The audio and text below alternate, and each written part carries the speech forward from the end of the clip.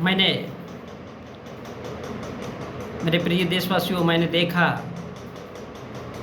बुद्ध मरणासन्न अवस्था में थे, अर्थात मरने की अवस्था में, और वो लेट जाते हैं। शायद शरीर जब इंसान का ज़्यादा थक जाता है तब इंसान कहीं ना कहीं आराम करने की सोचता है, और वो दाहिने साइड में सो जाते हैं। तो उनके बाजू में, क्योंकि उनका पूरी तरह से जीवन ये कहने में बीत गया कि सबका कल्याण हो, सबकी भलाई हो, सबका मंगल हो, इवन मनुष्यों के लिए ही नहीं, सभी प्राणियों का भी।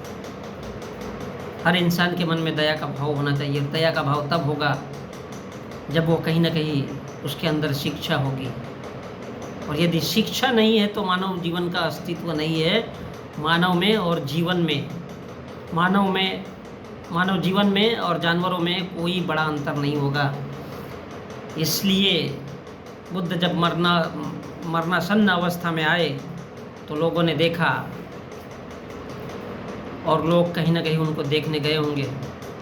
तब कुछ लोगों ने कल्पना की, क्योंकि वो चित्र बड़ा मार्मिक है, उसमें दिखाया गया है बाजू में कि बुद्ध जहाँ एक हाथ ऊपर करते हैं वही एक हाथ उनका झुक जाता है। अर्थात अब ये दुनिया को मैसेज दिया जिसने कि सबका मंगल हो, सबका कल्याण हो। ये हाथ अब ऊपर उठे हुए नहीं रहेंगे, बल्कि ये झुक जाएंगे। अर्थात ये एक हाथ के दो हाथ दिखाई देते हैं। ठीक उसी प्रकार उनका दूसरा हाथ भी है, जो ये संदेश देता है हमेशा कि ये हाथ हमारा नीचे होना चाहिए, जिससे हमारा मस्तिष्क, चाहे परिस्थिति कैसी भी हो, शांत स्वभाव से होना चाहिए। ये मैसेज देने के लिए है। एक तो सबका कल्याण हो, और दूसरा हाथ मध्यस्थ अवस्था में झुका हुआ हो। उस हाथ को भी नीचे झुका करके ऐसा बताया गया है कि इंसान के दो हाथ, अर्थात एक बाजू में दो और एक बाजू में दो, अर्थात 4 हाथ है। ये क्या था? मनुष्य जो दुनिया को ज्ञान दे रहा हो और बता रहा हो कि सबका कल्याण हो, और जब इंसान मृत्यु को प्राप्त हो जाएगा, अर्थात ये हाथ फिर से किसी को आशीर्वाद देने के लिए नहीं उठेंगे या भलाई की तरफ नहीं उठेंगे। अब वो इस दुनिया से जा रहा है। दूसरा हाथ कि सबका कल्याण हो, मंगलमय हो, जो मध्यस्थ है, जो सभी के लिए बराबर है, कोई छोटा नहीं है, कोई बड़ा नहीं है, ना ही कोई ऊंचा है और ना ही कोई नीचा है, सभी इंसान एक जैसे है। ये बताने के लिए कि किसी में भी भेदभाव ना हो, इसलिए उनका जो सेकंड हाथ है, तो उस हाथ को भी झुकता हुआ दिखाया गया कि अब ये हाथ भी कभी नहीं बताएंगे, क्योंकि ये बुद्ध की मरणासन्न की अवस्था है। तो किसी ने ये बताया, और इस देश के लोगों ने उसको, एक इंसान के 2-2 4 हाथ हो सकते हैं, ये बताने के लिए इस देश में देवी देवताओं की कल्पना की। और यदि आपको ये मार्मिक मूर्तियाँ देखनी है तो फिर आपको औरंगाबाद से सटे हुए 32 किलोमीटर दूर जाना होगा, जिसे इस देश के इतिहास में देवगिरी कहा जाता है।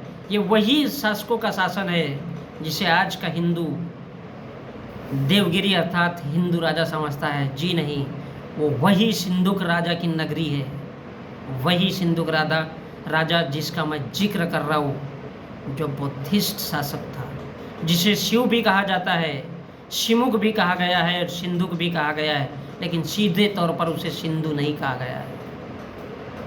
क्योंकि जब पुष्यमित्र सुंग ने उत्तर भारत पर कब्जा किया तो दक्षिण भारत को उसने पूरी तरह से संभाले रखा, उसका बालाबाक नहीं होने दिया। ये वही शासक है, क्योंकि भारत में देव शब्द ये केवल बौद्धिस्ट शासकों के लिए प्रयुक्त किया गया है।